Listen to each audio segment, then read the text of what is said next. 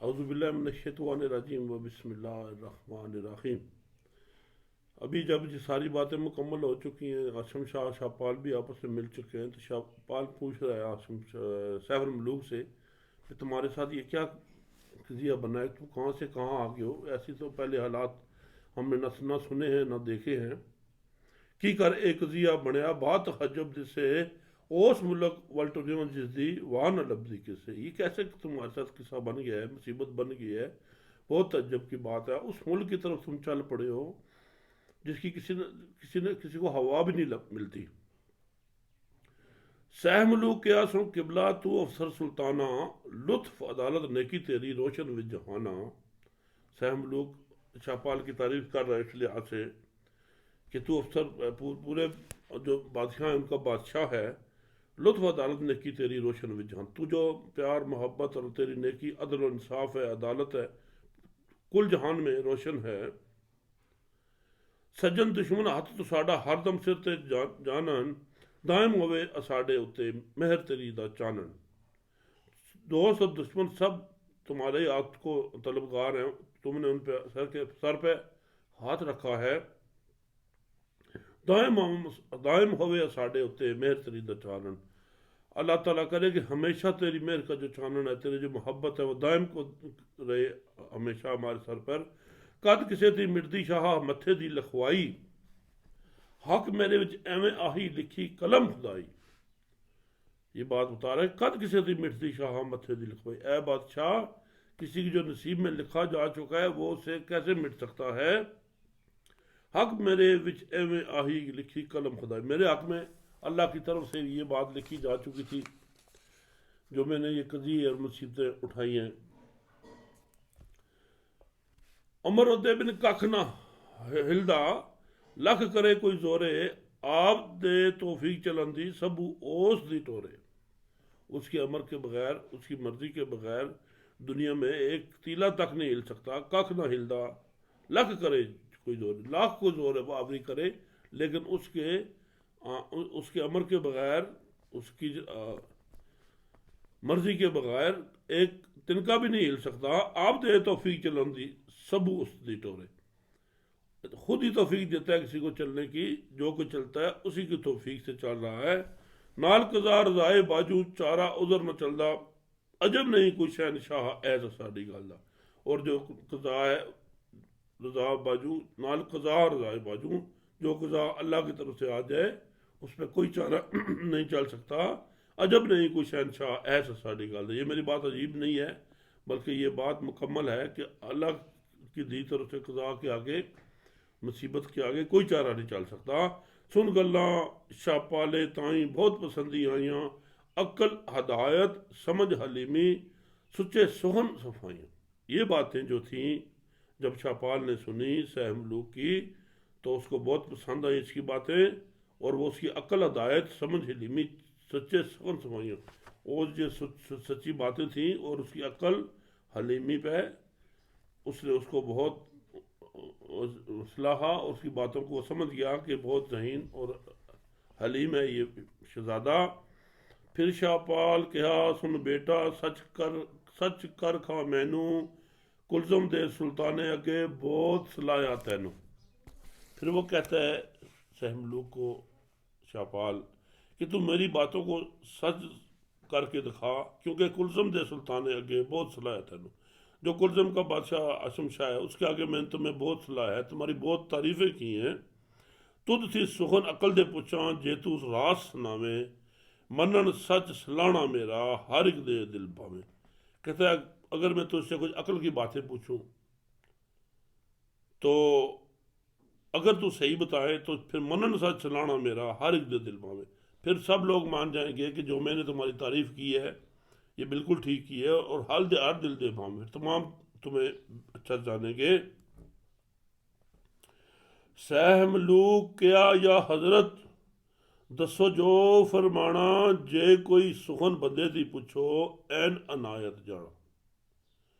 سہ ملوک نے جواب دیا ہے کہ یا حضرت جو آپ فرماتے ہو مجھ سے پوچھو، جے کوئی سخن بندے تھی پوچھو این عنایت جانا، اگر تم میرے سے کوئی بات پوچھو گے تو میں اپنی عنایت اور اس پہ خوش ہو جاؤں گا آپ کی اس عنایت سے کہ میں بات کو جواب دینے کے لیے تیار ہوں۔ شاہ پالے نے پوچھا بیٹا دوئے چھڈ جھیڑے، ہر زندے پرندے تائیں چیز کیڑی ہے نیڑے۔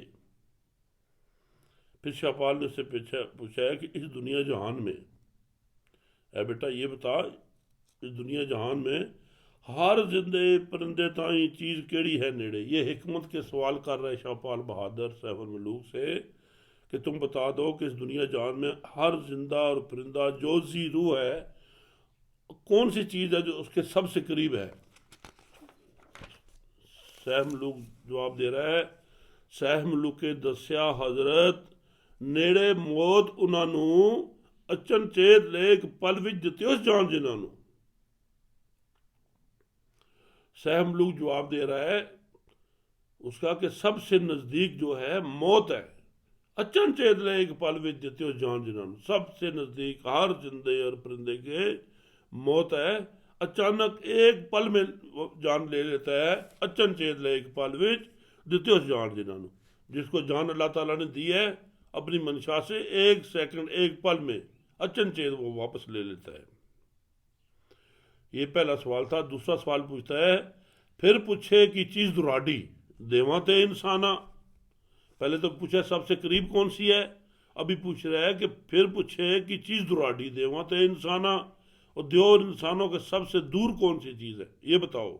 جے سو ڈھونڈن نام لبے اے بھی 10 جوانا، اگر چیز دور چلی جائے 100 ڈھونڈتے رہیں اور واپس وہ نہ آئے، یہ بھی 10 جوانا ہے جوان، یہ بھی بات بتاؤ۔ جواب میں صاحب ملوک کہتا ہے کہ اس گزری عمر بندے دی نیر لنگے دریاواں، دن دن دور ونجنے دوئے مڑدے کسے نہ واواں۔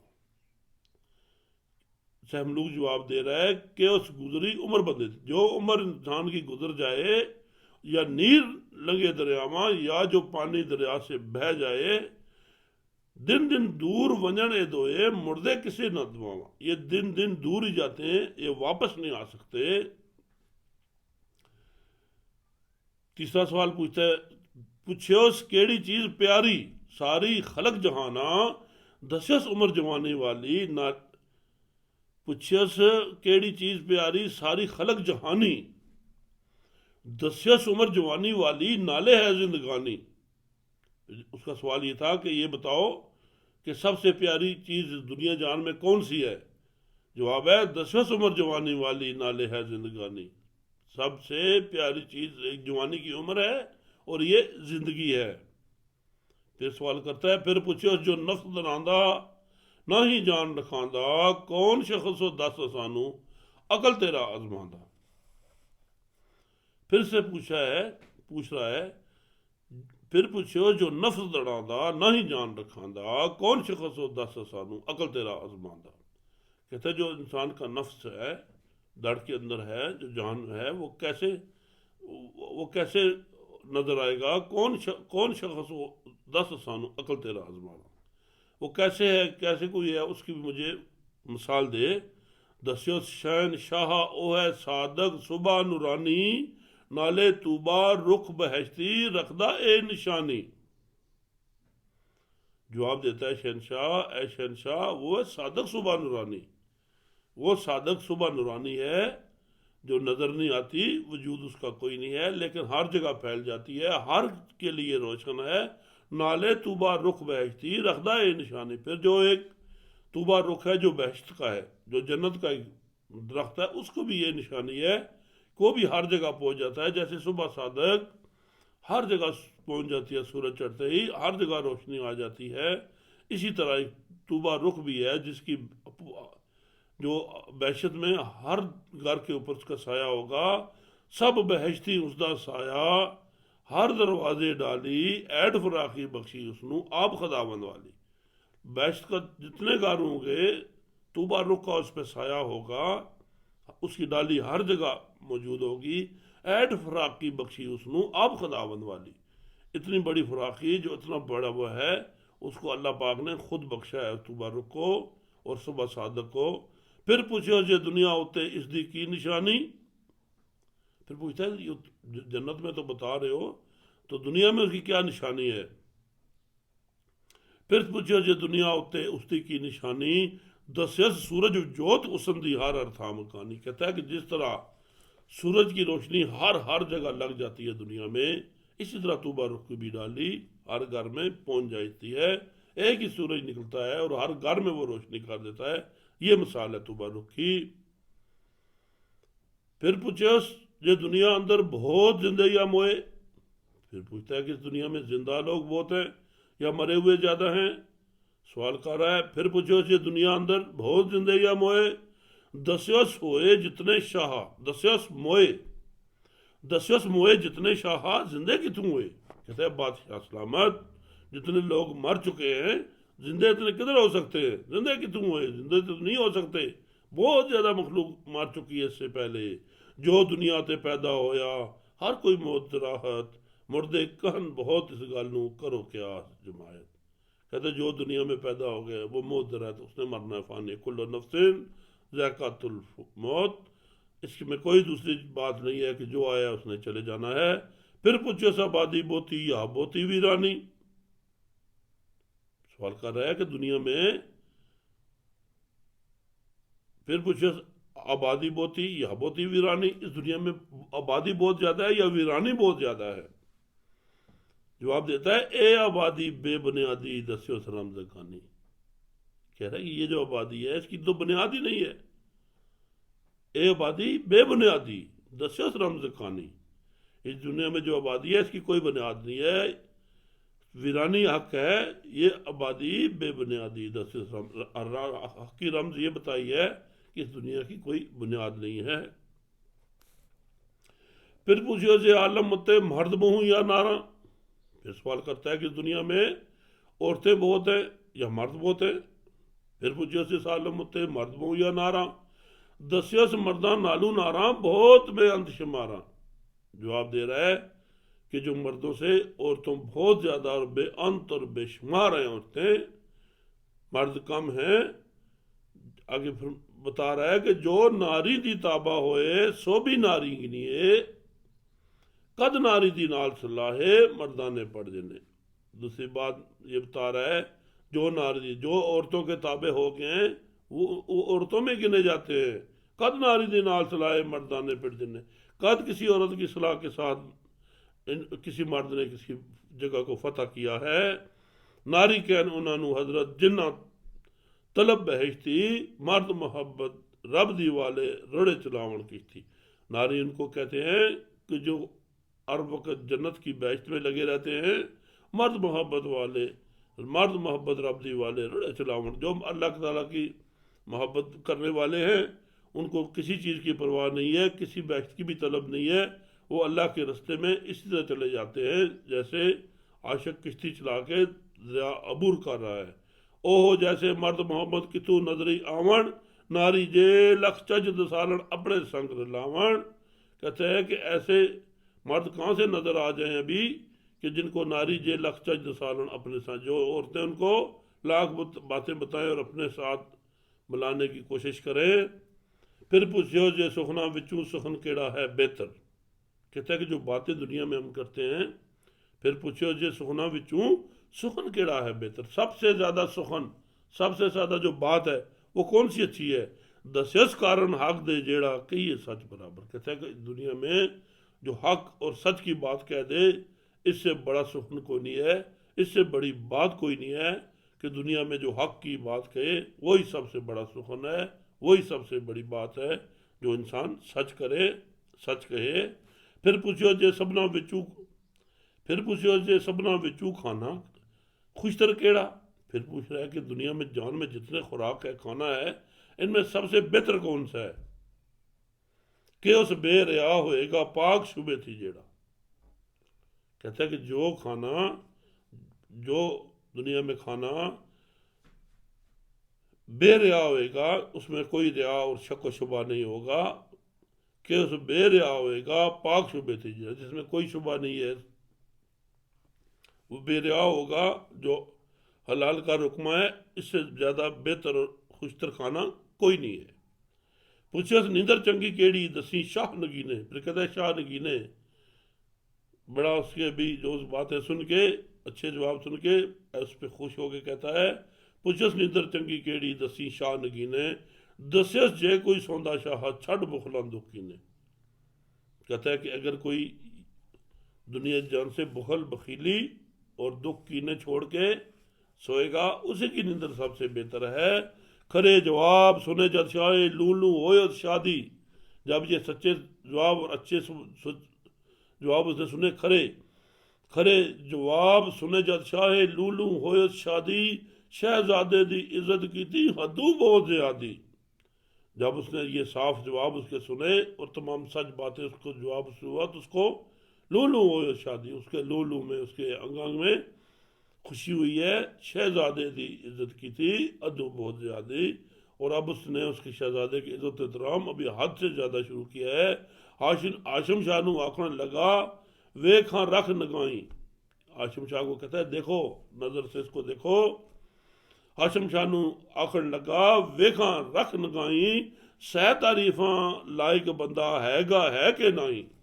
تم اب خود بتاؤ کہ یہ 100 تعریفیں کرنے کے قابل ہے کہ نہیں ہے. ہاشم شاہ سلامی ہویا چم زمین ادابوں کہندا جو فرمایا شاہ جانا این ثوابوں. ہاشم فوراً زمین کو چوم کے کہتا ہے سلامی ہو کے کہتا ہے زمین چوم کے کہتا ہے کہندا جو فرمایا حضرت جانا این ثوابوں. ہاں حضرت جو تم نے کہا ہے میں اس کو عین ثواب مانتا ہوں میں سچ مانتا ہوں. جے جانا اے فاضل دانا لائق لکھاں نالوں. اگر یہ بات میں جانتا جے جانا اے فاضل دانا لائق لکھاں نالوں سو بیٹا بہرام جیا گولاں اس دے والوں. کہتا ہے کہ مجھے اگر پتا ہوتا یہ اتنا لائق اور قابل ہے لاکھوں سے بہتر ہے 100 بیٹا بہرام جیا گولاں اس دے والوں.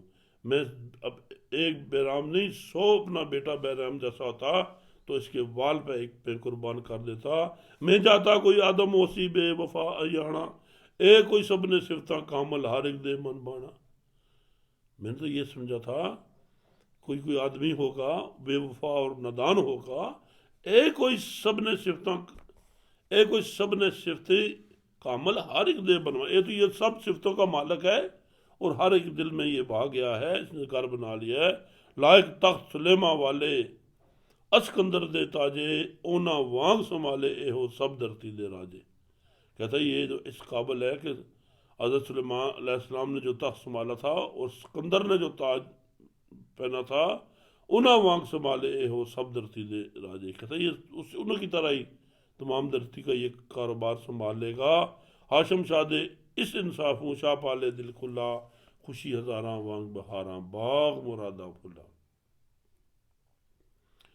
ہاشم شاہ نے جو یہ انصاف کیا اور سچے دل سے سیف الملوک کی تعریف کی تو جو شاہ پال کا دل بڑا ہو گیا اس کے دل میں بڑی خوشی ہوگی.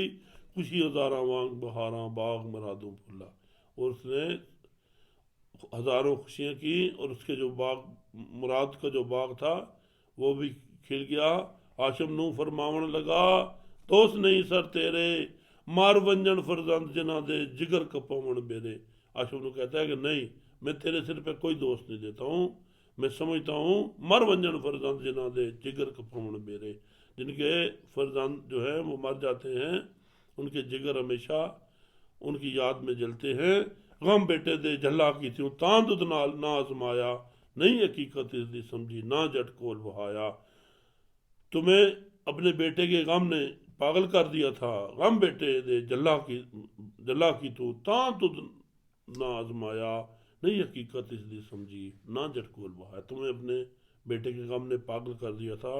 یہ وجہ تھی تو تم نے اس کے پاس بٹھا کے نہیں آزمایا اور نہ اس سے حقیقت پوچھی اور نہ اس سے بات کی. آج کا سبق یہاں تک. کل بشرط زندگی ہم آپ کے ساتھ ہیں.